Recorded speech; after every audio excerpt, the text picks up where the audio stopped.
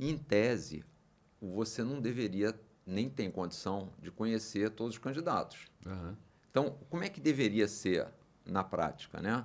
Você deveria estar votando numa instituição. E em ideias. Em né? ideias. E numa instituição. Fala, Exatamente. eu gosto do partido X, porque ele faz isso, faz aquilo outro. E eu sei que os candidatos dele vão fazer isso.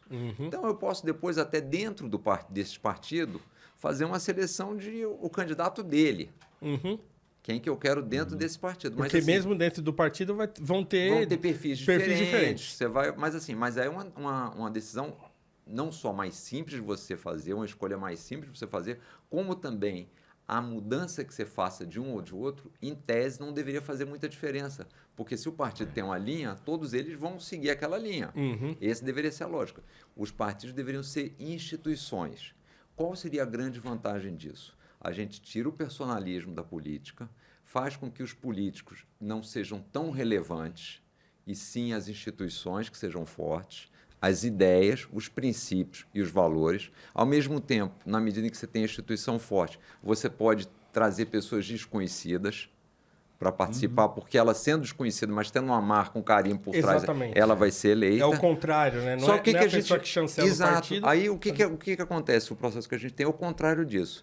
Quem são as estrelas? São os políticos. Na medida em que eles são as estrelas, eles mandam nos partidos, que deixam de ser instituições. E passam, em vez de ter uma agenda de longo prazo e uma agenda para o Brasil, passam a seguir a agenda que interessa aos políticos para serem reeleitos. Tá certo? Então, você inverte todo o processo e o resultado é isso que a gente vê. Paga muito imposto, não tem nada. Então, é uma inversão. E isso agora, nessa história de terceira via, campanha presidencial, está muito claro, né? E vai ficando pior na medida em que você vai dando mais dinheiro público para os partidos. Porque isso vai distorcendo. Os partidos falam, bom, então o importante é eu ter esse deputado federal, porque cada deputado federal vai dar um monte de dinheiro isso aqui. Só para a gente fazer uma conta grossa, né? Os partidos recebem o fundo partidário, que é quase 1 bi, 900 milhões por ano. E a cada 2 anos, então vamos dizer, num mandato de 4 anos, são 4 bi. Os caras falam assim, é quase 1 bi. E sai a palavra quase 1 bi, não dá tempo da gente processar isso aí, É 1 né? bi, é 1 bi. 1 bi, são 9 zeros do troço. Você fala, Não, mas isso não é o pior. Aí tem ainda que eles aprovaram agora 4,9 de fundão eleitoral, que é a cada 2 anos. Então vamos dizer, 5 mais 5, vamos dizer 5 a cada 2 anos, que estão em 4 anos, são 10 bi. Com os 4 do coisa, são 14 bilhões que vão para os partidos gastarem. E é dividido em função da quantidade de deputado federal, basicamente. E eu não estou contando aí nem o tempo de televisão, né? Que é a propaganda gratuita, que na verdade não é gratuita nada. A gente é que paga, porque as empresas deixam de pagar imposto e a gente que compensa isso. Então, a lógica é toda subvertida. Imagina assim, ó, quantos bilhões por ano a gente não dispõe, né? O povo brasileiro, certo? O país dispõe, né, por ano para sustentar isso aí. Essa máquina.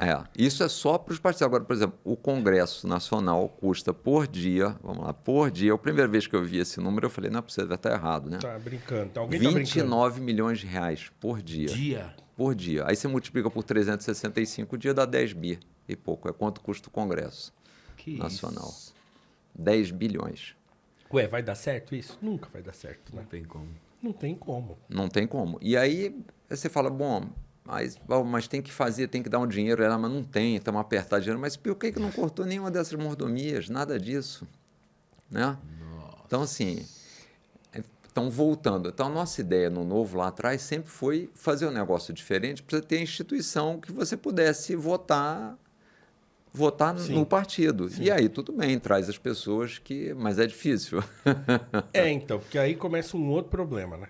Então, quer dizer, a ideia é ótima, né? Idealmente, legal, porque aí eu sempre falo isso também, que era a ideia de você... Falei isso ontem também, conversando com os alunos. A ideia era você votar em instituições e não em pessoas. Então, o brasileiro está acostumado a votar em pessoas. Exato. Né? É o fulano, é o cicrano, é o beltrano e tal. E a gente não vota em ideia. Né? Então, como é lá, e até a gente sempre usa o exemplo dos Estados Unidos, que tem lá Partido Republicano e Partido Democrata. É aquilo. E o sujeito que está dentro daquela estrutura partidária, ele vai mais ou menos na linha que a estrutura partidária defende, né? Então, quer dizer, e o americano sabe chavear isso bem. Então, se ele quer tá num período que precisa de mais aporte do Estado, ele vai votar no candidato democrata. Porque exato. ele sabe que os democratas têm essa coisa de querer dispor mais do dinheiro público. Se uma hora que o país está numa situação em que eles querem destravar um pouco a coisa, né, para gerar mais emprego e tal, eles sabem que eles têm que votar no candidato republicano, porque o Partido Republicano tem uma agenda que é de fomentar o empreendedorismo, buscar eficiência. E tal. Então, isso lá funciona bem e o americano médio sabe isso. Né? Aqui não, aqui você tem 30 e tantos partidos que você consegue separar, sei lá, 4 ou 5 que tem essa... você pega, sei lá, PSOL, PT... Né, os partidos mais à esquerda têm uma identidade, né? Saiu daquilo ali, não tem... Aí tem aquele bolo, aí vem o novo. Basta ver agora a quantidade de trocas partidárias que aconteceram nessa última semana. Quer dizer, era o sujeito mudando um para o outro, e aí vai pro... E assim, qual é a lógica, né? Não, a lógica é porque nesse aqui eu vou ter 2 milhões para campanha, dinheiro. Nesse aqui eu vou ter 2,5, então eu vou para esse outro aqui. A lógica é meramente financeira, né? E não de ideia, né? É meramente financeira. Isso faz a popularidade mandar muito, né? Muito, porque aí você... É o contrário, né? Porque aí você fica refém dos puxados. Porque se você não tem instituição, você tem que votar na pessoa. E aí só tem 2 opções. Ou você vai votar no político que ficou conhecido porque ele se perpetuou ali na política ali há muito tempo, e a gente, pelo nosso histórico, sabe que não é bom, porque não entregou. Óbvio que tem exceção, mas no geral é isso. Ou você tem que pegar alguém conhecido, alguém que é popular. Mas, então vou pegar um cara que é cantor, um jogador de futebol, do BBB. Por quê? Porque eles são populares e eles vão atrair votos. Aí a gente chega no Tiririca.